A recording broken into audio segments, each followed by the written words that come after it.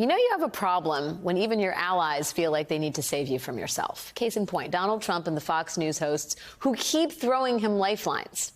Here was Trump with Laura Ingraham last night talking about political retribution.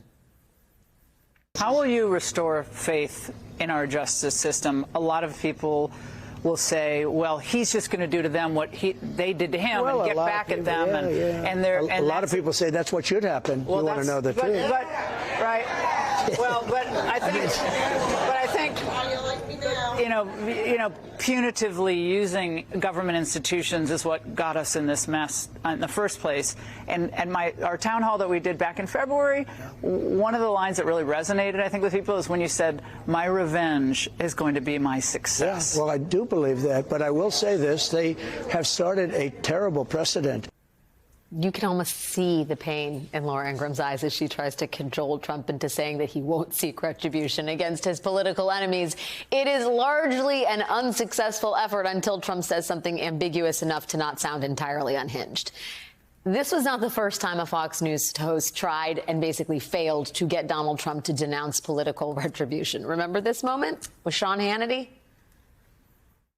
Under no circumstances, you are promising America tonight you would never abuse power as retribution against anybody. Except for day one. Except Look, what? he's going crazy. Except for day one. Meaning? I want to close the border, and I want to drill. That's not retribution. I'm going to be, you know, he keeps, we love this guy. He says, you're not going to be a dictator, are you? I said, no, other than day one. Joining me now is Michael Schmidt, New York Times investigative reporter, who has some reporting this evening about the efforts Trump made while president to seek political retribution. Michael, can you talk a little bit about how the past may be precedent? Well, this is all sort of talked about as like, if he comes back, sure, then this is what could happen. But it already happened. And it happened in a greater, more substantial way than even I, someone who's covered this issue, appreciated.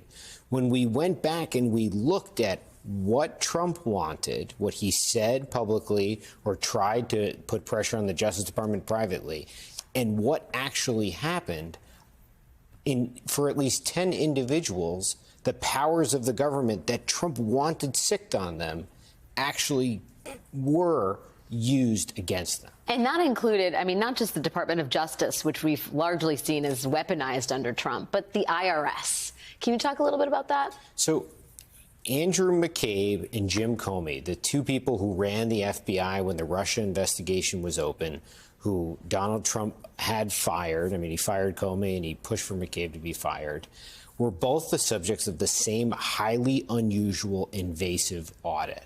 This is an audit that just a few thousand Americans are picked to undergo a year. It's called an autopsy without the benefit of death.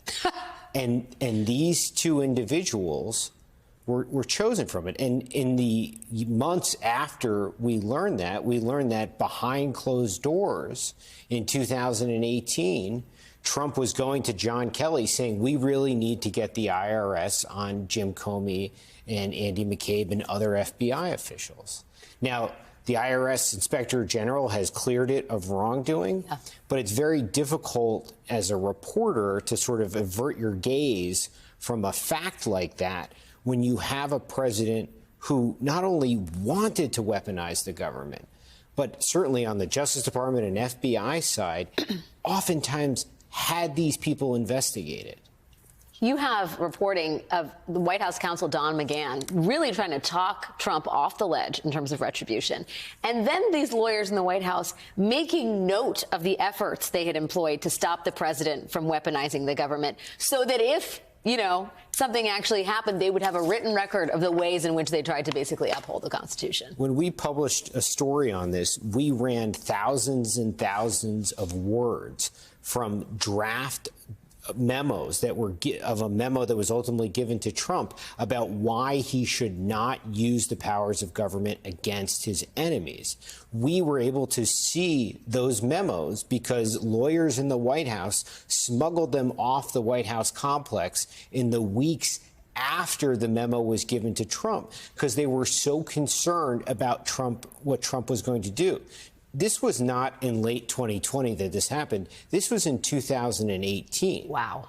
So there was a deep concern in 2018 that he was going to weaponize the government. And obviously, there's an even more unshackled Trump in the final weeks of his presidency. And potentially, I mean, shackles are not even in existence if there's a second term.